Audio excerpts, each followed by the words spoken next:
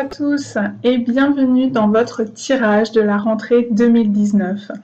Comme le tirage de l'année 2019 que je vous avais proposé en janvier, nous allons voir les 4 thèmes signe par signe, donc le tirage relationnel, le tirage professionnel, celui de la vitalité et celui du spirituel. Voilà, donc nous allons l'aborder signe par signe. Comme je l'avais proposé de manière exceptionnelle lors de la rentrée civile, donc au mois de janvier, je vais vous proposer à nouveau la même offre exceptionnelle parce qu'elle avait beaucoup plu et qu'on a continué de me la demander ensuite, à savoir un tirage vidéo d'1 heure sur les 2 domaines de votre choix pour 55 €. Donc n'hésitez pas à passer en dessous dans la boîte de dialogue pour en savoir plus. Bonjour les taureaux et bienvenue dans la vidéo des énergies de votre rentrée 2019. Alors, j'ai eu le sentiment qu'il y avait un axe qui avait envie de plus raconter des choses, de plus transmettre de messages que d'autres. Le professionnel a l'air assez restreint en termes de messages. Par contre, j'irai sur l'idée du domaine relationnel qui va finalement être en lien avec vos énergies, votre vitalité. En fonction du comment va se passer votre domaine relationnel, ça va venir affecter votre vitalité. Alors, le domaine relationnel, c'est pas spécialement le domaine amoureux, mais là, honnêtement, chez vous, les taureaux, c'est ce qui ressort assez clairement. Alors, je vais quand même ouvrir la porte à autre chose.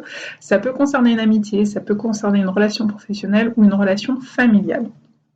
Mais personnellement, je vais plutôt vous parler d'une relation amoureuse, transférer ensuite sur un autre type de relation si vous ressentez que ça vient nous parler d'une autre relation pour vous. J'ai eu ces 3 énergies de manière assez rapprochée, assez successive. C'est le roi de cœur, le diable et le 4 de bâton. Alors, ça vient nous raconter plusieurs versions de la même histoire. Pour les célibataires, eh bien, il y aurait une rencontre, la rencontre du roi de cœur, donc quand même une personne importante pour vous, à vos yeux, d'une rencontre qui pourrait du coup être viable, parce que également accompagnée de la carte du 4 de bâton. Vous le voyez, c'est un petit peu la princesse qui est montée sur le cheval blanc du prince et qui l'emporte vers de nouvelles aventures ensemble. Donc il y a le côté un peu conte de fées, tout simplement parce qu'ici ça pourrait nous parler d'engagement. Donc d'une relation qui pourrait être assez sérieuse. Donc les célibataires, il pourrait bien y avoir une rencontre avec à la clé quelqu'un qui va rester dans votre vie, une rencontre qui se transformera en relation. Après, on a quand même l'arcane du diable. Alors, ça peut vouloir nous dire que ce roi de cœur serait un Capricorne, le diable représentant le Capricorne, le signe du zodiaque du Capricorne. Ça pourrait aussi indiquer que c'est une personne très attractive, très magnétique, une relation très magnétique pour vous. Alors forcément, eh bien, pour les personnes déjà en couple, ça pourrait nous parler d'une tentation. On voit ici une jeune femme avec des pommes. On a la pomme rouge archétypale de la tentation à côté de la femme nue sur la carte du diable. Donc forcément, ça pourrait venir parler d'une tentation charnelle, d'une rencontre magnétique avec une personne, que vous soyez homme ou que vous soyez femme. Pas nécessairement une personne du Capricorne, mais c'est possible. Ça peut, comme c'est un roi de coupe, ça peut également être une personne de signe d'eau, toujours homme ou femme. Dans les 2 cas, c'est possible. Voilà, ça peut être quelqu'un qui vient remettre en question la stabilité de votre couple, en fait. Ça peut être quelqu'un, ou c'est peut-être vous qui pensez que quelqu'un vient remettre en question la stabilité de votre couple. C'est-à-dire que c'est peut-être pas vous qui êtes tenté, mais vous pensez que c'est votre partenaire, c'est-à-dire votre roi ou votre reine de cœur, peu importe, qui est tenté par quelqu'un et que cette personne vient mettre en péril votre relation stable. Si ça fait un moment que vous êtes ensemble et que par exemple vous habitez ensemble, vous êtes mariés, pacsés, qu'il y a eu un engagement, une maison construite ensemble, quelque chose comme ça, une famille, des enfants. Voilà. Donc tous ces scénarios sont possibles.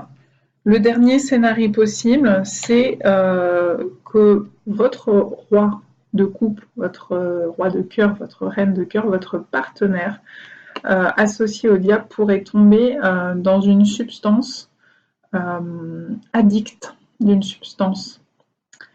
Donc par exemple, avec le roi de coupe, on associe généralement l'alcool.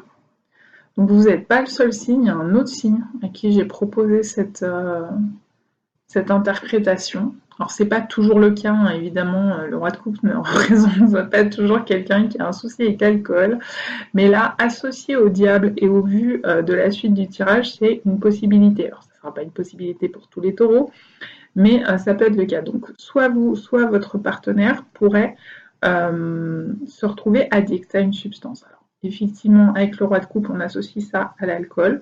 Maintenant, le diable, en termes d'addiction, n'est pas forcément lié à l'alcool. Ça peut être du cannabis, ça peut être n'importe quelle drogue, ça peut être addict au travail, être addict au sexe, être addict aux médicaments. Voilà, il y a plusieurs possibilités.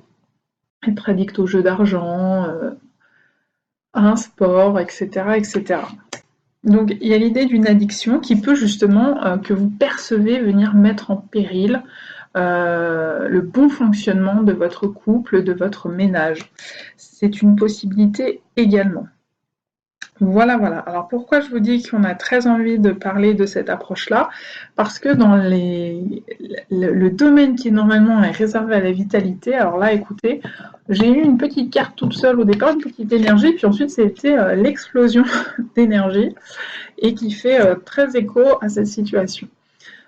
Ici, on a la carte des étoiles. Alors, dans le Lenormand, habituellement, les gens ne les lisent pas renversés. En ce qui me concerne, je notifie quand il y a un renversement, quand ça se présente renversé. L'étoile, c'est plutôt l'espérance, l'espoir de quelque chose. Ici, en termes de vitalité, ça pourrait être plutôt favorable, favoriser une bonne vitalité. Sauf que là, c'est renversé. Donc, ça peut signifier des espoirs déçus ou déchus pour vous, notamment dans le domaine amoureux. Ici, vous reconnaissez le cœur. Donc, c'est pour ça que je dis que pour certaines personnes, notamment je pense aux personnes en couple, il y a cette idée que vous pourriez être déçu dans le domaine relationnel, soit parce que vous ou votre conjoint, conjointe, connaissez un souci d'addiction, quelle que soit cette addiction, qui met en péril, qui remet en question la stabilité de votre couple, de votre foyer, soit parce qu'il y a une tentation ou une croyance, parce qu'ici on a l'étoile. L'étoile, c'est pas forcément la réalité, c'est la rêverie, c'est le fantasme, c'est l'illusion, surtout quand elle est à l'envers. On est dans le fantasme, on est dans l'illusion parfois, pas nécessairement dans la réalité. Donc on peut imaginer, croire que notre partenaire, par exemple, est tenté par quelqu'un d'autre, ou que quelqu'un d'autre se permet de tenter notre partenaire, homme ou femme. D'accord ? Ceci est appuyé par la suite de l'explosion, puisque suivant le cœur, on a eu le serpent, puis le renard. Ces énergies du serpent et du renard, elles peuvent être lues de diverses façons, mais ce qui est sûr, c'est que là, dans le cadre de cette combinaison, on aurait plutôt tendance à penser qu'il y a une désillusion sur le plan amoureux ou une croyance erronée, un fantasme, une illusion, une croyance, mais qui est faussée, une intuition qui n'est pas réelle, mais qui nous semble réelle, d'une personne sournoise, d'une personne rusée, d'une personne manipulatrice qui viendrait s'en prendre à notre relation amoureuse. Donc on retomberait dans l'idée que vous redoutez qu'une personne séduise votre partenaire, se montre sournois, rusé pour pouvoir le séduire. Ce n'est pas forcément une réalité, je le redis. Ça peut, pour d'autres, être vous-même qui êtes séduit par une personne. Mais dans ces cas-là, on vous avertit. On vous dit attention, attention à la désillusion. Cette personne est peut-être beaucoup plus sournoise et beaucoup plus manipulatrice que vous l'imaginez. Ce n'est pas forcément une personne de cœur, comme vous le pensez. Et que du coup, sur le plan de la vitalité, ça va manger beaucoup de vos énergies. Vous allez ronger votre frein intérieurement, à vous demander ce qu'il en est, ce qu'il n'en est pas, si cette personne elle est bien, si elle n'est pas bien pour vous, si vous mettez ou pas votre couple en péril ou pas, si vous vous laissez séduire ou pas, si votre partenaire va se laisser séduire ou pas. En fonction des différents cas de figure, tous les taureaux ne vont pas vivre exactement la même chose à la minute près. On est tous bien d'accord. Donc au final, il y a cette idée. Il y a comme une ombre qui plane au-dessus du tableau sentimental, amoureux ou relationnel. Ça pourrait être une amitié. Ça pourrait être une amitié parce qu'en fin de compte, on a le chien. Le chien, c'est la loyauté également. Donc, on pourrait avoir le sentiment que notre partenaire, en tout cas que vous, taureau, que votre partenaire vous manque de loyauté et donc vous ment. Ça pourrait être votre crainte. Ça pourrait être votre peur. Et du coup, il y a un autre scénario possible qui serait que vous envisagez que la personne sournoise et qui risque de vous trahir, si ce n'est pas votre partenaire, est un ami ou une amie de votre entourage ou de l'entourage de votre partenaire. Et vous craignez que cet ami se montre sournois ou sournoise et tente finalement, comme le renard dans le poulailler, de vous voler votre bien. Bien qu'une personne ne soit pas un bien, on est bien d'accord. Mais on est en train de me montrer l'image d'un renard qui rentre dans un poulailler, qui prend une poule et qui s'en va avec. Je ne dis pas que c'est ce qui va se passer. Je dis que c'est votre croyance, peut-être votre crainte, votre peur, que quelqu'un vous prenne votre amour, votre amoureux, votre amoureuse. Donc il peut y avoir des disputes de jalousie, des tensions, des remises en question de la loyauté de l'autre ou la sienne. C'est-à-dire que dans le cadre où c'est vous qui seriez séduit par quelqu'un et envisageriez de remettre en question votre couple, la stabilité de votre couple, la pérennité de votre couple, peut-être que la personne en question serait l'un de vos amis. Peut-être que finalement, c'est quelqu'un que vous connaissez depuis longtemps ou qui fait partie de votre cercle d'amis, mais aujourd'hui, vous le voyez sous un autre angle, ou lui-même, ou elle-même, si c'est une amie, vous regarde d'un autre œil. Et du coup, il y a peut-être une tentation ou un jeu de séduction qui peut se faire. Donc, ce serait plutôt une personne que vous connaissez déjà, et pas un inconnu, dans le cadre où vous êtes déjà en couple. Attention. Donc voilà, dans le cadre des célibataires qui font une rencontre, eh bien, ça va venir jouer sur votre vitalité. Si la rencontre se passe bien, etc., eh bien, ça va vous permettre ça va vous booster le moral. Et puis, sinon, voilà, on reste quand même sur l'avertissement avec attention aux désillusions, qui sont attention à la loyauté de cette personne. Donc, ça ne veut pas nécessairement dire que tous les taureaux célibataires, les personnes que vous allez rencontrer sont des personnes desquelles il est nécessaire de se méfier parce qu'ils ne sont pas honnêtes et sincères, ce n'est pas le cas. Mais parmi certains d'entre vous, si les comportements de cette personne que vous allez rencontrer suscitent chez vous des doutes, des craintes, etc., des questionnements, peut-être soyez attentifs. Peut-être c'est juste que vous portez en vous cette blessure et que cette personne va appuyer sur le bouton de cette blessure et se montrer à une attitude sociable, tout simplement, avec tout le monde. Mais vous, ça vient appuyer sur une blessure qui est en vous, où vous craignez pour votre couple, jalousie, possession, problématique de loyauté, etc. Et du coup, ça peut venir réappuyer sur des blessures que vous n'auriez pas guéries. C'est possible. C'est pas une obligation pour tous les taureaux, je le répète. Sur le plan professionnel, excusez-moi, on a le 7 de bâton et le cavalier de bâton. Donc on est dans les bâtons. Les bâtons, c'est le feu, c'est l'action. Mais les bâtons, ça peut être aussi l'énervement. Quand c'est mal géré, vous voyez bien hein, le feu en Amazonie. Là, pour l'instant, il est plus destructeur qu'autre chose. Le feu peut être purificateur. Mais quand il est mal géré, ce feu, au lieu d'être une fibre passionnelle et de motivation dans le cadre de votre métier, ça peut générer des frictions, des frottements, des tensions, de l'agacement. Et là, on le voit, la personne, elle a besoin de se défendre. Bon, c'est peut-être votre cas, les taureaux. Peut-être que vous avez le sentiment que pour cette rentrée, il faut défendre votre poste, il faut défendre votre place, il faut défendre vos idées, vos convictions. Mais peut-être là encore, que c'est une perception de la réalité, comme une interprétation. C'est pas forcément le cas. Parce que derrière, on a quand même le cavalier de bâton qui est plutôt une belle énergie. Qui est une belle énergie de dire on se lance de l'avant.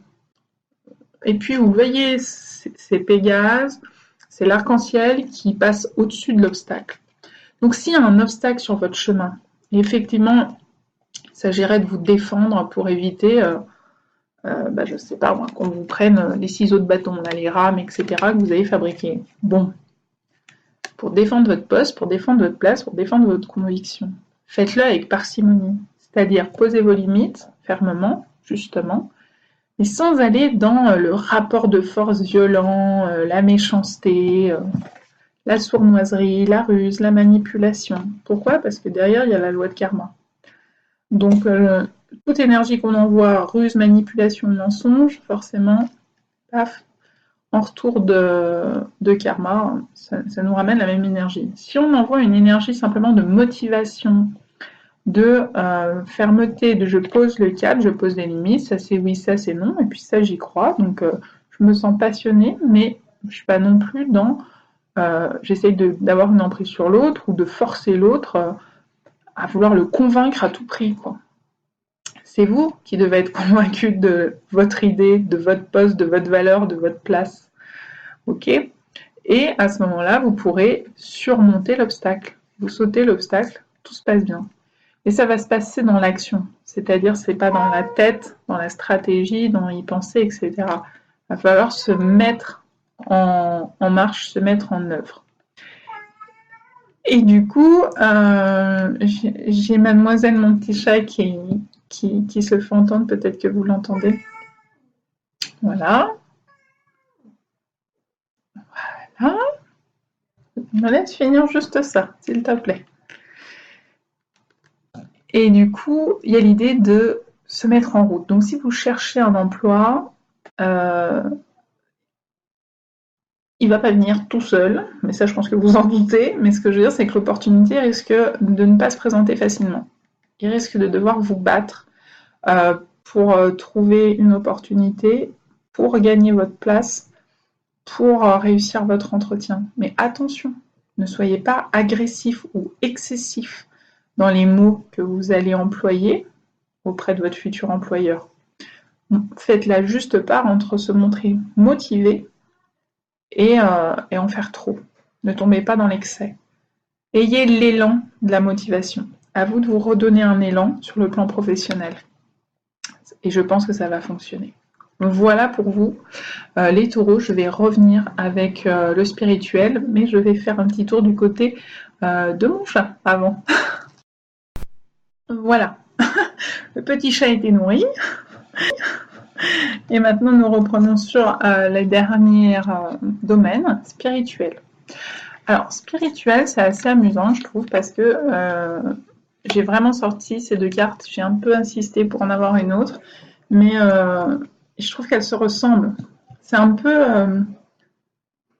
pardon. Il y a un peu un miroir qui se joue entre ces deux cartes, à mon sens. Celle-ci, magnifique, roi de bâton, roi de feu. Là, vous voyez, c'est son feu intérieur. Donc ici, on vous invite à vous reconnecter à votre feu intérieur, à votre pouvoir créateur, le pouvoir de création. En plus, à la carte, elle est orange, ce qui fait appel à votre chakra sacré. Donc, moi, je vous invite à vérifier si votre chakra sacré et votre chakra du plexus solaire sont harmonieux, fonctionnent bien. S'il y a des blocages dessus, n'hésitez pas mettre en œuvre le nécessaire pour débloquer, pour aller regarder ça de plus près. Et puis, voilà, suractif, sous-actif, aller réharmoniser tout ça. Donc, notamment chakra sacré, orange, et chakra du plexus solaire. Chakra sacré aussi parce que c'est à cet endroit-là qu'on a notre pouvoir créateur. Dans le sens, la création est reliée à ce chakra. Hein, par exemple, quand une femme porte la création d'un enfant, ça se joue au niveau du chakra sacré. Donc ici, on vous invite à occuper votre pouvoir créateur, à revenir à votre propre source, revenir à votre pouvoir à vous. Donc à prendre la responsabilité de ce qui vous arrive. D'accord ? Et à ne pas vous en déresponsabiliser et rejeter ça sur l'autre. Renvoyer l'autre tout le temps, comme quoi il serait responsable de la situation, par exemple. Ici, non, c'est de dire les autres ne sont pas responsables, que ce soit dans le domaine professionnel, personnel, relationnel, financier, peu importe. J'ai ma propre responsabilité, je suis responsable de ce qui m'arrive, je suis responsable de ma vie, je suis responsable de ce que je suis en train de vivre à l'instant T. 100% responsable. C'est difficile souvent à comprendre, déjà pour les gens, à entendre cette notion, puis ensuite à l'atteindre, à la manifester dans la réalité. Je me souviens d'une vidéo où Jacques Ferber disait il y a 3 niveaux de conscience. Le premier niveau, c'est la faute de l'autre, c'est pas la mienne. Donc je me décharge sur l'autre parce que, ou sur la société, ou sur, voilà, je pense comme ça à un cas de licenciement où on dit c'est pas de ma faute, c'est la faute de l'autre. Ok. Et on en reste là. Ou c'est pas de ma faute, c'est lui ou elle qui m'a trompé. Voilà. Et on oublie qu'on a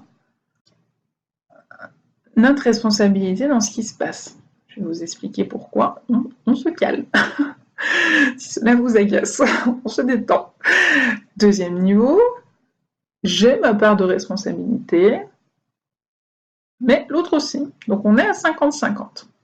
Donc vous reconnaissez cette fois-ci au deuxième niveau de conscience que, eh bien, finalement, vous avez votre part dans ce qui se passe. Par exemple, dans une relation conjugale où il y aurait un adultère, il y aurait tentation, tromperie, bien du coup de dire oui, alors il m'a trompé, ça c'est sa part de responsabilité, mais parce que je ne faisais plus d'efforts pour le séduire, par exemple, ou pour la séduire, par exemple.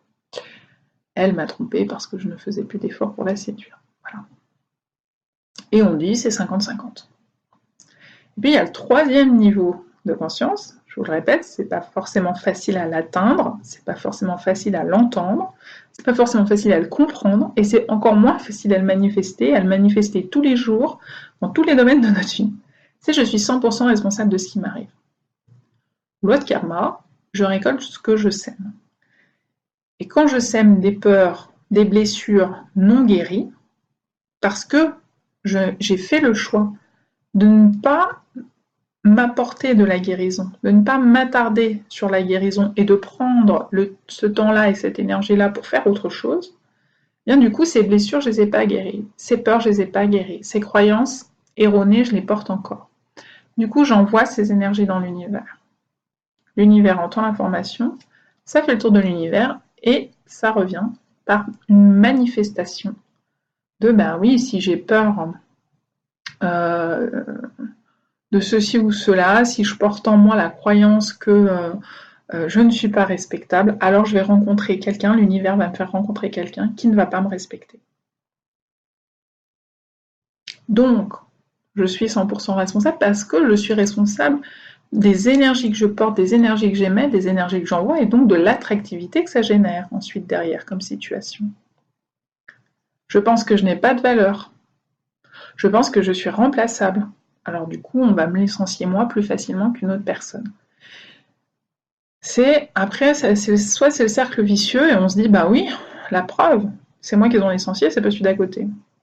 Mais si vous continuez à ne pas guérir cette blessure et à l'entretenir, alors effectivement, ça va se finir en schéma répétitif. Et à chaque fois, vous allez rencontrer des situations, des personnes qui vont confirmer cette croyance que vous portez.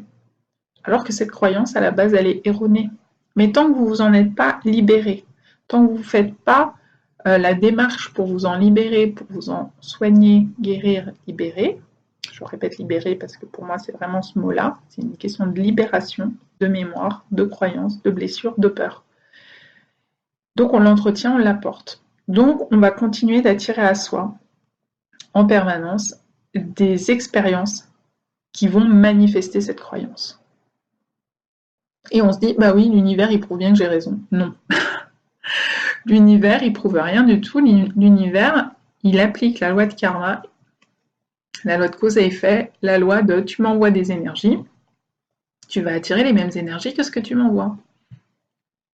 Ceux qui envoient des énergies, j'ai de la valeur, je connais ma valeur, je défends, mais avec justesse, pas en excès, mes convictions, mes valeurs, mes besoins, et bien du coup, ils vont recevoir en échange la même justesse, cette même énergie, où ils vont être respectés pour leurs valeurs, par exemple. Vient en parallèle, en miroir, le contrôle. Et le contrôle, bien évidemment, ça vient nous dire, soit j'ai le sentiment que je contrôle rien, alors qu'en fait, j'ai le pouvoir, je viens de vous expliquer pourquoi, parce que j'ai la main sur ma vie, parce que j'ai la main sur mes énergies, sur mes croyances, sur mes blessures, sur mes peurs, sur ce que j'envoie comme énergie dans l'univers. J'ai le pouvoir de créer la vie que j'ai. Après, j'ai le pouvoir de modifier si ça ne me plaît pas. Si ce que je récolte ne me plaît pas, ne tient qu'à moi de mettre de la guérison, de prendre du temps, de l'énergie, de reprioriser ma vie pour remettre de la guérison, se permettre une évolution et d'envoyer d'autres énergies. Mais la plupart des gens disent « Non, mais je crois que j'ai pas le contrôle, je crois que je subis, et je me sens pas avoir le pouvoir de création. » Et souvent, soit d'autres profils de personnes, soit les mêmes personnes, en conséquence, qu'est-ce qu'ils font? Ils se mettent à vouloir contrôler tout et n'importe quoi, y compris l'incontrôlable. Contrôler les attitudes des autres, ça ne marche pas. Ça va générer de la frustration, des tensions dans la relation, des agacements, des blocages, des dysfonctionnements. On ne peut pas contrôler l'autre. Le pouvoir, c'est sur nous qu'on l'a. Il y a des facteurs endogènes et des facteurs exogènes. Endogènes, c'est ceux qui viennent de l'intérieur, qui nous concernent, sur lesquels on a la main. Et il y a les facteurs exogènes, extérieurs à nous, sur lesquels on n'a pas la main. Et tant qu'on n'a pas accueilli cette idée et accepté cette idée, on est dans le contrôle permanent d'à peu près tout et n'importe quoi. Et on est dans ce besoin de contrôle et on nourrit ce besoin de contrôle. Et du coup, on tente d'avoir une emprise sur les autres, d'être dans le rapport de force. Soyez attentifs à ça. Et du coup, on peut être dans des formes d'illusion, on peut contrôler l'autre, ou dans des formes qui vont nous amener à une certaine désillusion, parce que tôt ou tard, on va se rendre compte qu'on ne peut pas contrôler les autres, qu'on ne peut pas contrôler les facteurs qui nous échappent et qui sont extérieurs à nous-mêmes. La seule personne sur laquelle potentiellement vous ayez du contrôle, et plus que du contrôle, je préfère utiliser le mot de maîtrise en termes de maître, je deviens maître de moi-même, ici c'est un maître zen, eh bien c'est sur vous. Derrière l'énergie supplémentaire que j'ai demandé, à nouveau c'est le cavalier de bâton, c'est celui-là. Donc il y a toujours l'idée de vouloir passer à l'action.